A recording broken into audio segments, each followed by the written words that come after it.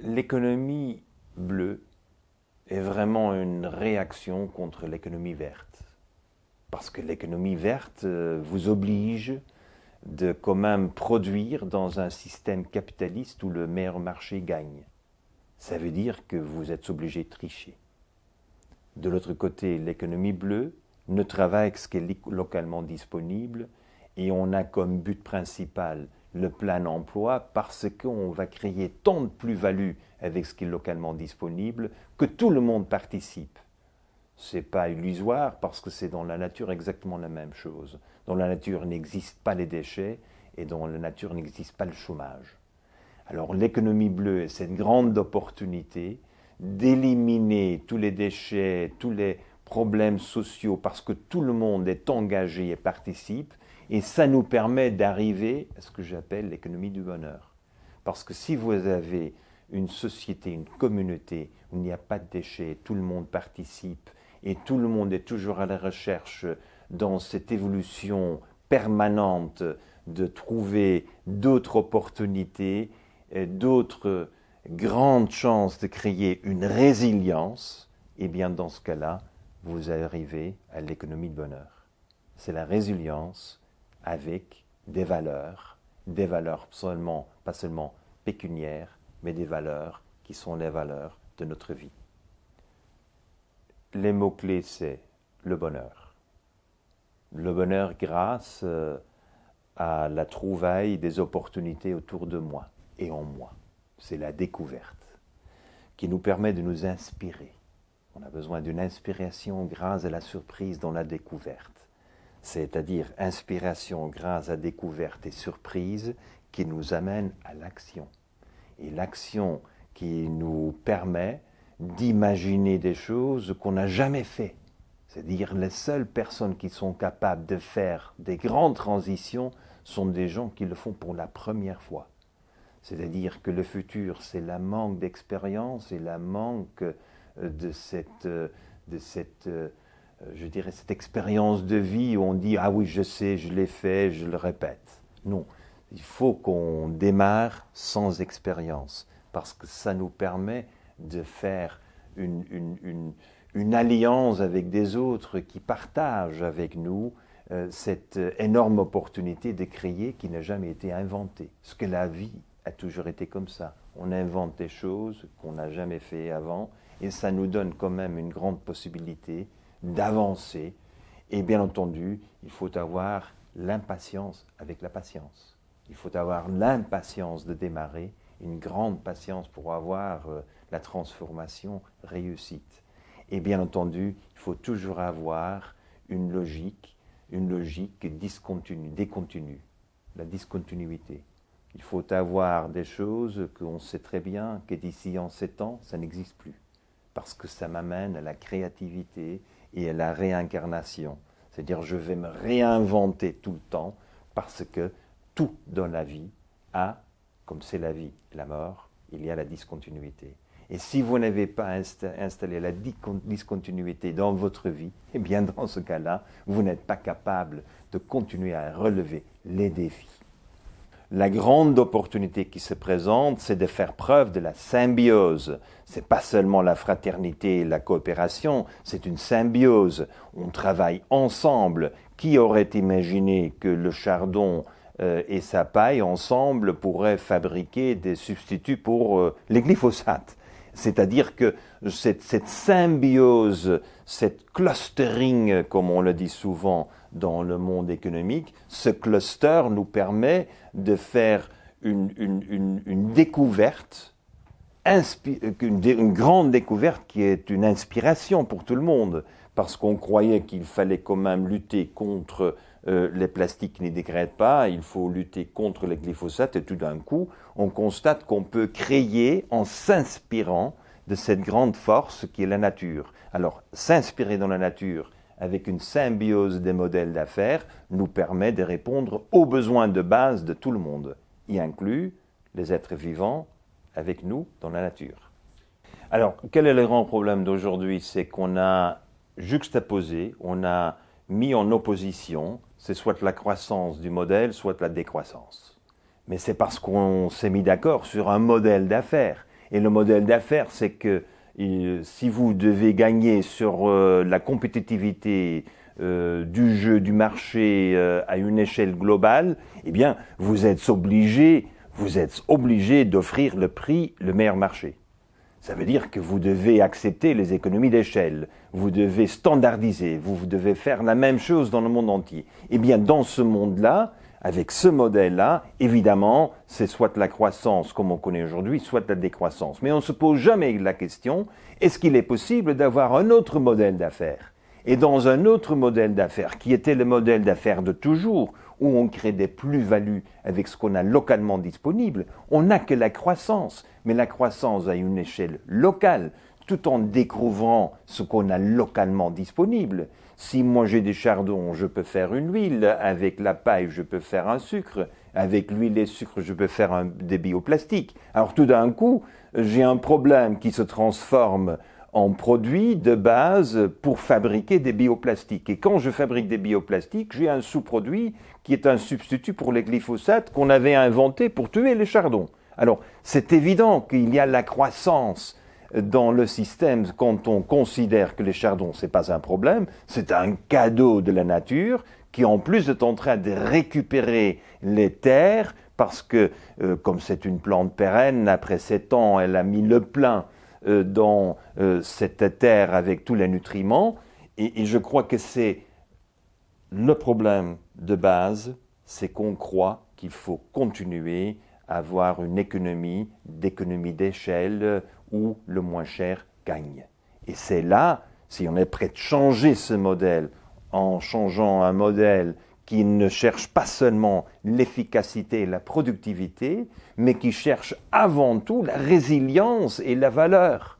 Et si on génère résilience et valeur, eh bien, vous avez une société qui ne connaît pas seulement les croissances écologiques, sociales, les croissances aussi sur le plan économique, mais en plus, on retrouvera le bonheur.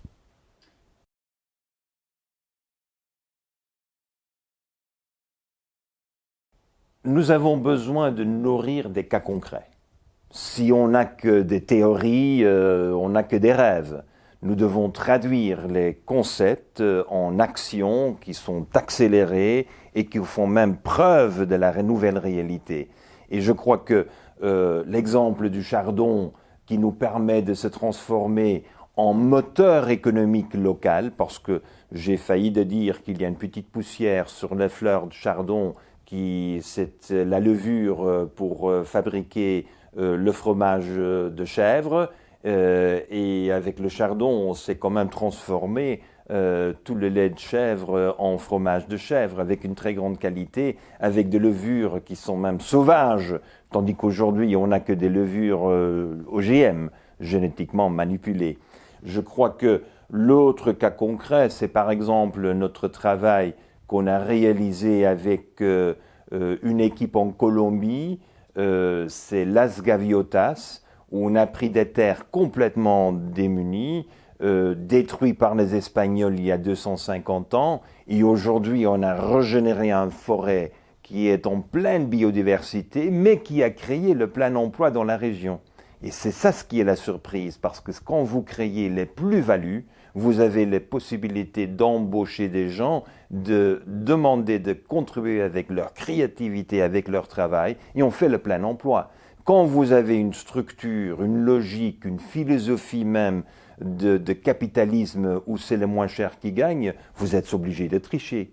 Il n'y a rien à faire. Parce que si vous devez gagner en France contre Bangladesh et le Brésil, si vous ne trichez pas sur le social, sur la fiscalité, et vous ne trichez pas du tout sur la qualité du produit, vous êtes obligé de perdre le jeu sur le marché. Et je crois que c'est ça ce qui est très intéressant. Avec Las Gaviotas, on a fait la preuve qu'on est concurrentiel, on crée des plus-values, on a le plein emploi, parce que quand vous avez des plus-values, vous êtes capable de quand même vous donnez l'opportunité aux gens de passer de la pauvreté, des pénuries, à une abondance qui se traduit en biodiversité au même moment. Et se traduit en santé. Imaginez-vous, je crois que la plus grande réussite de notre projet de Gaviotas, c'est que non pas seulement c'est le plein emploi, le système immunologique de toute la population a évolué de telle manière qu'on a dû fermer l'hôpital pour manque de patients. C'est ça ce qui est le développement durable. C'est vraiment le plaisir et le bonheur de la vie, la joie de la vie. C'est que quand même qu'on a une vie de qualité. Et la qualité, c'est qu'on n'a pas besoin d'aller chez le médecin tout le temps.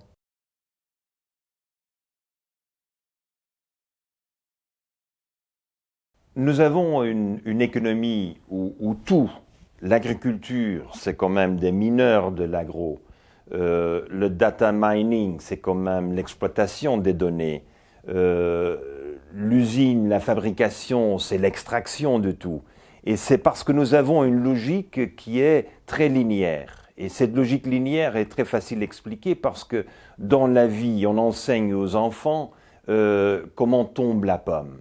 Eh bien, si vous ne savez que comment tombe la pomme et vous n'avez aucune idée comment est montée la pomme contre la loi de gravité, vous êtes coincé dans une logique d'extraction. Parce que linéaire, ça veut dire que vous allez d'un point à l'autre, c'est-à-dire vous allez de la matière première avec une énergie disponible et vous arrivez à un produit fini. Le produit fini, c'est le compote, mais avant d'avoir cette compote, il a fallu avoir une pomme qui est montée contre la loi de gravité. Et la pomme sait parfaitement qu'il y a sept lois qui permettent de monter contre la loi de gravité. Quand un enfant est conscient du fait que leur père a aucune idée comment fonctionne cette force de la nature ou ces forces de la nature qui permettent la pomme de monter ou qui permettent l'eau de couler quand même dans les noix de coco, eh bien, l'enfant se rend compte que l'enfant est capable de transformer le monde. Et c'est ça ce qu'on a besoin aujourd'hui.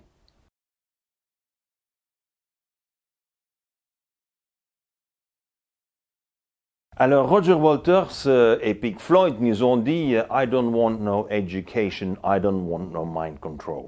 Alors moi je l'ai chanté. La dernière fois que j'ai vu Roger Walters, je lui ai demandé qu'il me chante pour mon enfant de 1 mois. Parce que j'ai dit, j'aimerais bien quand même que c'est bien imprégné dans la tête de mon enfant. Et c'est là la pédagogie aujourd'hui doit arrêter de transformer notre enfant naturel, créatif, qui est prêt de prendre les initiatives, qui n'a pas de trouille, qui n'a pas de peur des risques. Et il faut que l'enfant garde cette capacité de découvrir le monde. Aujourd'hui, on a arrêté de découvrir le monde, on a arrêté les expériences qui permettent de découvrir comment fonctionne le monde. Alors la pédagogie doit se transformer dans une pédagogie de fable où on est inspiré continuellement par les merveilles de la nature avec des émotions. Quand moi, comme enfant, j'ai un père qui a subi une crise cardiaque et j'apprends que les baleines sont capables de pomper 1000 litres par pulsation pendant 80 années sans maintenance, sans batterie, sans pacemaker, l'enfant se met à penser et se dit « Mais comment est-il possible que la baleine qui a ce cœur qui est quand même emballé de gras, emballé des problèmes comme on le décrit pour nous, mais de l'autre côté, 80 années sans problème, il fait l'aller-retour Équateur-Antarctique tout le temps. » Alors, je crois que nous avons besoin dans l'éducation de faire le lien entre l'expérience émotionnelle, mon père souffre, l'enfant souhaite savoir le comment, le pourquoi. Ce n'est pas la médecine curative qui est capable de le faire, mais c'est la nature qui l'inspire. Alors, les sciences inspirées par la nature avaient des expériences émotionnelles que nous avons tous et toutes toujours vivre parce que c'est la vie, nous permettraient d'avoir une nouvelle pédagogie de l'entrepreneuriat. On a dit que les enfants sont des petits scientifiques. Je dis non, les enfants ne sont pas des petits scientifiques, ce sont des petits entrepreneurs. Et tous les enfants sont nés entrepreneurs. C'est la découverte, c'est le risque, c'est de faire, c'est d'agir sans plan d'affaires. Et c'est ça la force des jeunes, c'est qu'ils n'ont jamais connu le Excel, le spreadsheet, ils n'ont jamais connu les plans d'affaires ni les KPI. Ils ont toujours vu ce qu'ils souhaitaient découvrir et ce qui leur plaît, ce qui répond à ce qu'ils ont en eux, ils vont le faire. Ils vont le découvrir et l'améliorer. La seule manière d'apprendre, c'est de faire. C'est la seule manière. Si vous avez un encadrement logique, ça vous aide peut-être, mais le plus important, c'est que vous avez l'action dans votre cœur. Et pour pouvoir agir sans toute la logique linéaire et sans toute cette logique qui est quand même un calcul financier, il faut faire ce que Saint-Exupéry a mis dans la bouche du renard. Il faut voir avec son cœur. C'est ça. Si vous n'êtes pas capable de voir avec votre cœur, vous ne relevez pas des défis qui sont considérés par tout le monde impossibles. Moi, je dis toujours, quand on me dit c'est impossible, ça m'intéresse. Si on me dit que c'est possible, faites-le. Mais nous avons besoin des défis où l'impossible est relevé. Et c'est ça ce qui est extraordinaire, parce que, encore une fois, j'ai un bateau, et reprendre encore une fois Saint-Exupéry, si vous voulez que le meilleur bateau se fasse, il faut inspirer les gens avec les grands voyages qu'on va faire. On ne va pas enseigner la technique. Mais entre-temps, une fois qu'on a démarré le voyage, vous allez trouver des technologies d'hydrogène sans compresseur, la pyrolyse avec sous-pression, la transformation de l'eau potable en énergie, etc. Parce que vous êtes sur ce grand voyage qui est un grand défi.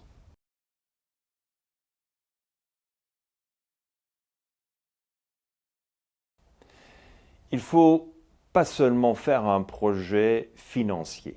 Il faut avant tout avoir un projet de transition vers le bonheur. Parce que l'objectif de la vie, c'est le bonheur. On ne cherche pas les problèmes, on cherche le bonheur. Alors, la grande opportunité que nous avons, une fois que les gens ont été à l'écoute de ces opportunités, ou quand même en quelques années, on a connu la transition vers un plein emploi, la bonne santé, et quand même de faire appel à la créativité, la persévérance et la résilience de tout le monde pour faire cette transition, eh bien dans ce cas-là, vous auriez immédiatement des gens qui disent « je lève la main, je fonce ». Et c'est ça ce qu'il faut faire, il faut lancer des défis. Ce n'est pas l'analyse, ce n'est pas les plans, ce n'est pas les stratégies, c'est qu'il faut lancer des défis. On n'a plus de défis, on nous dit que tout est réglé, tout est arrangé. Quelle est la solution? Rien faire, de confiner, de rester. Et c'est là où le lancement des défis est pour moi la clé, et c'est exactement comme chaque enfant est né. Chaque enfant est né et se lance des défis, parce que pour apprendre dans la vie, il faut passer par des défis. Je crois que nous avons assez de philosophes, assez d'études, assez d'analyses, assez de commissions, assez de je ne sais pas quoi pour arriver à une immobilisation de tout le monde dans la réflexion. On n'a plus besoin de la réflexion. Nous avons tant d'opportunités d'agir pour nous lancer dans des défis qui répondent aux besoins de tout le monde que si nous avons un seul problème aujourd'hui, c'est qu'on a fait appel à l'immobilisation de tout le monde. Quand il faut faire la guerre, qu'est-ce que De Gaulle a fait? Il a mobilisé la population.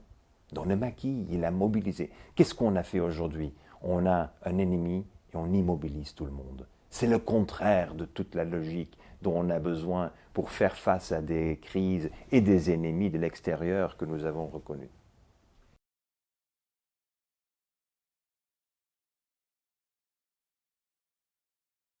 Nous avons besoin de connaître, comprendre et quand même saisir ce que c'est la vie. La vie n'est pas une vie aseptique. Il y a 20 millions de virus qui descendent sur chaque mètre carré. Nous avons plus de virus et de bactéries dans notre bouche qu'il y a des gens sur cette terre. Alors, comment est-ce que vous voulez nous défendre contre les virus que nous avons en plus 16 à 18% de notre ADN? Ce sont des virus. Alors, quelle est la logique? La logique, c'est qu'il faut reconnaître que la vie est complexe. La vie est symbiotique. Mais la vie est toujours sur une voie évolutive. Ça veut dire que ça change tout le temps. La mutation, c'est normal. Si vous voulez arrêter la mutation, vous arrêtez la vie. Alors, je comprends que quand les virologues ont été éliminés de la biologie parce qu'on a limité la vie aux bactéries, aux algues, aux champignons, aux plantes et aux animaux, et les virus qui étaient première forme de vie sur cette terre ont été écartés. Ils nous ont mis dans cette classe qui s'appelle virologue. Il faut lutter et tuer. Mais il y a 10 fois plus de virus que de bactéries sur cette terre. Alors je vous souhaite bonne chance de les tuer. Et si vous avez réussi de les tuer, entre-temps, vous avez vous éliminé. Et je crois que c'est dans cette logique qu'il faut faire la découverte du merveille de la vie, et c'est le système immunologique. L'immunologie, c'est ce qu'on a quand même développé en passant par des milliers et des milliers et des millions d'années, même milliards d'années, et ce système immunologique que nous devons avant tout renforcer. C'est pour ça que je dis renforcer le système immunologique, c'est la résilience. La résilience est naturelle. Si on ne met que sur l'efficacité, évidemment, vous n'auriez jamais la résilience. Et c'est que constate dans la santé, mais aussi dans l'économie. On prend des décisions qui détruisent l'économie et en même temps, on se pose la question à l'échelle familiale, à l'échelle de votre communauté, comment est-ce qu'on peut récupérer notre résilience. C'est pour ça que le nouveau modèle d'affaires, nouvel modèle de société sera beaucoup plus axé sur cette résilience. Et la résilience veut dire il faut cultiver, il faut symbioser, il faut s'inspirer, il faut rêver. Parce que n'oublions pas que tout ce que vous voyez dans cette chambre, un jour, fut imaginé par quelqu'un. Rien de cette chambre existait avant le moment qu'il y a quelqu'un qui a eu un rêve, une idée, une vision, qui par après fut traduit dans un produit. Alors nous sommes quand même les créateurs des produits qui sont le résultat des rêves, des visions et des imaginations. Et c'est ça ce qu'on a oublié aujourd'hui.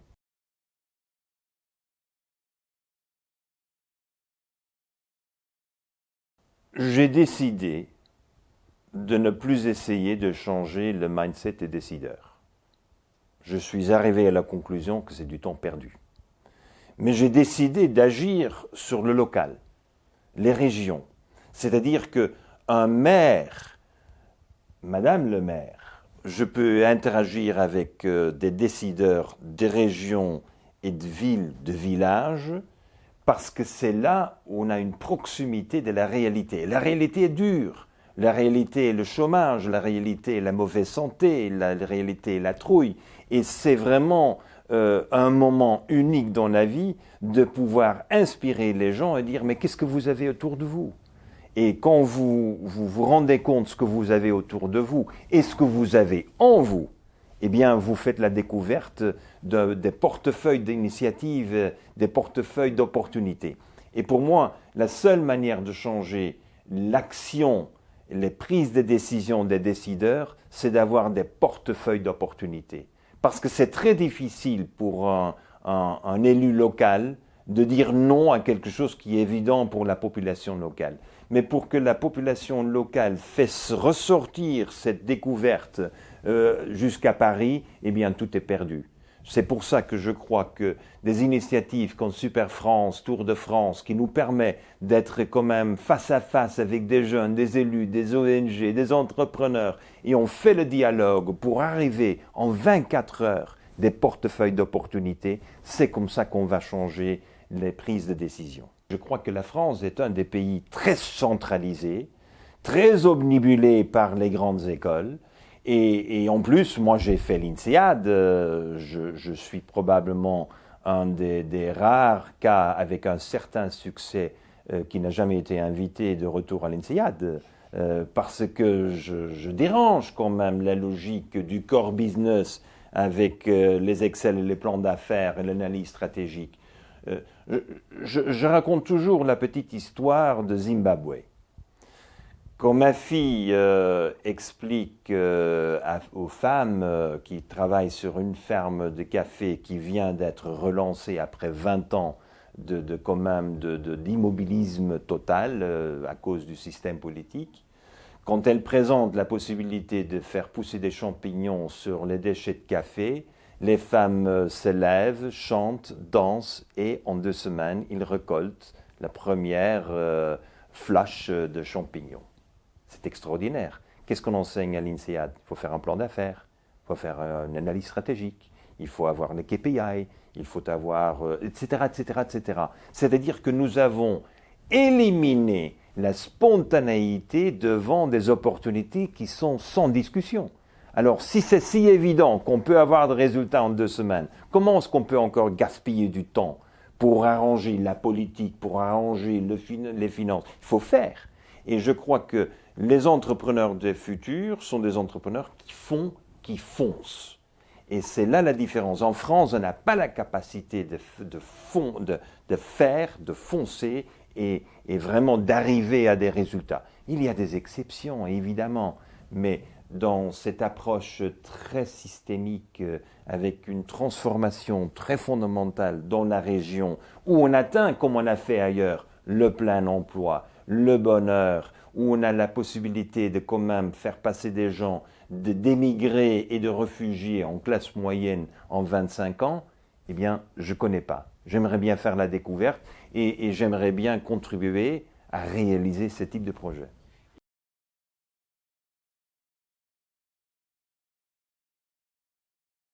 Je crois qu'avec mes 20 ans d'expérience du Bhoutan, je sais que de passer d'un concept à une réalité n'est pas évident.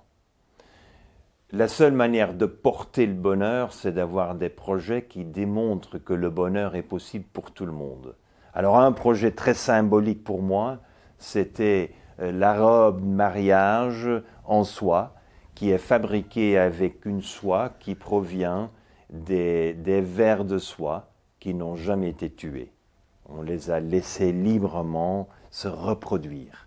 Et je crois que si vous avez pour une robe de soie, pour le mariage, pour lequel vous avez besoin de presque 2 millions de vers de soie, eh bien, vous avez donné la vie à 2 millions d'êtres vivants avec lesquels vous partagez cette terre. Ça vous donne la joie et le bonheur. Et en plus, c'est quelque chose qu'on ne porte pas une fois, c'est déjà l'héritage pour vos enfants et vos petits-enfants. Et je crois que cette dynamique de traduire en produits concrets ce qui est possible de faire pour créer cet espace de bonheur pour tout le monde, pas seulement pour moi, mais aussi pour les autres êtres vivants avec lesquels on partage cette terre, c'est là où on a la transition. Et le Bhoutan a heureusement tant de cas concrets qui démontrent que c'est possible. Nous, en Europe, on prend un peu le calcul de l'économie de bonheur ou les indices de bonheur, de nouveau avec une stratégie trop statistique. On fait un calcul avec des chiffres. Mais qu'est-ce que je ressens quand j'ai cette robe, je me marie, j'ai cette robe qui a donné la vie à 2 millions de petits papillons? Mais alors dans ce cas-là, je suis heureuse. Je suis certain que la femme qui porte ces robes, elle se sent heureuse. Heureuse et se rappelle pour la vie. Et nous avons besoin de ces expériences où nous nous rappelons pour la vie ce qui est possible de faire de bonheur pour tout le monde.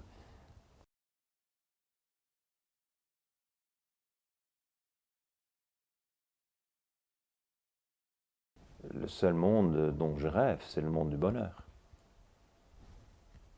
Mais rien d'autre.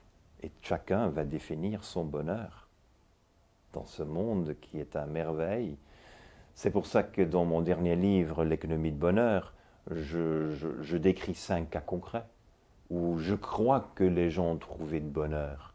Et ce sont des cas en Afrique, des cas en Europe, en Asie, en Amérique latine, parce qu'on retrouve partout son bonheur avec ses définitions de bonheur, mais cette définition de bonheur nous permet quand même de mobiliser ce qui est en nous.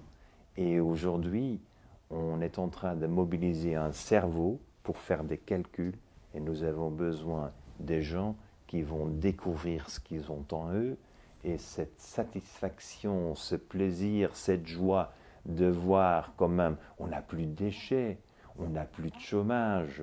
C'est évident que vous vous sentez bien à l'aise dans votre peau, mais si vous avez 25% de chômeurs, vous avez des déchets de plastique jusqu'à là, comment est-ce que vous pouvez ressentir le bonheur? Et on maltraite les animaux, on maltraite les plantes, on maltraite les autres. Alors dans ce cas-là, vous n'avez jamais le bonheur. Si vous n'avez pas de perspective de bonheur, c'est quoi la vie? Tout le monde doit se poser la question, avec les ressources limitées que j'ai, comment je serai capable de vraiment en faire tout ce que j'en ai besoin pour répondre aux besoins de base de ma famille, de ma communauté, de mon environnement. Et comment je suis capable de quand même bénéficier des cadeaux des autres qui n'ont jamais voulu me donner des cadeaux. C'est comme l'arbre. L'arbre laisse tomber ses feuilles. Les feuilles sont des cadeaux. Pour l'arbre, ça ne sert à rien de faire le recyclage des feuilles, de les garder en automne pour les remettre au printemps. On sait très bien, c'est une folie. Il faut quand même remettre à la disposition les feuilles, mais l'arbre n'a jamais décidé d'inviter les vers de terre, d'inviter les champignons pour transformer ces feuilles en humus. Mais sans humus, l'arbre n'a pas de chance de se régénérer au printemps.